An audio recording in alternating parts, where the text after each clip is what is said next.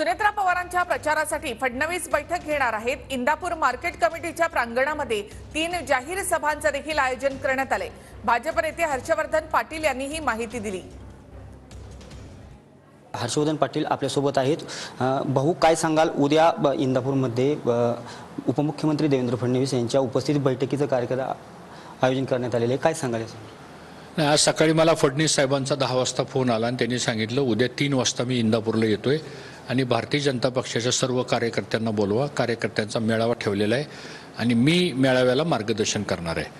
मागच्या 15 दिवसामध्ये 2 बैठका माझ्या आणि देवेंद्र फडणवीस साहेबांच्या झाल्या।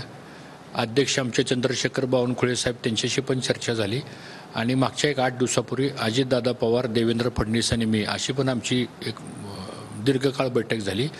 कार्यकर्त्यांच्या ज्या भावना आहेत, विशेषतः इंदापूर तालुक्यातल्या भारतीय जनता पक्षाच्या, इथं पण आमचा पक्ष संघटना मोठी झालेली आहे।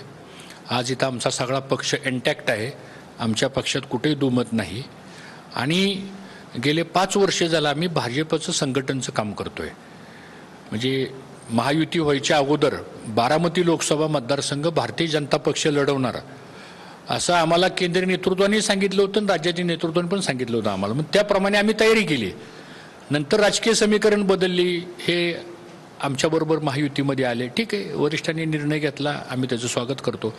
शेवटी माझा कार्यकर्ता गरीब आहे, फाटका आहे, तो कॉन्ट्रॅक्टर नाही, तो मोठा श्रीमंत नाही, गरीब माणसं आहेत आमच्याकडं।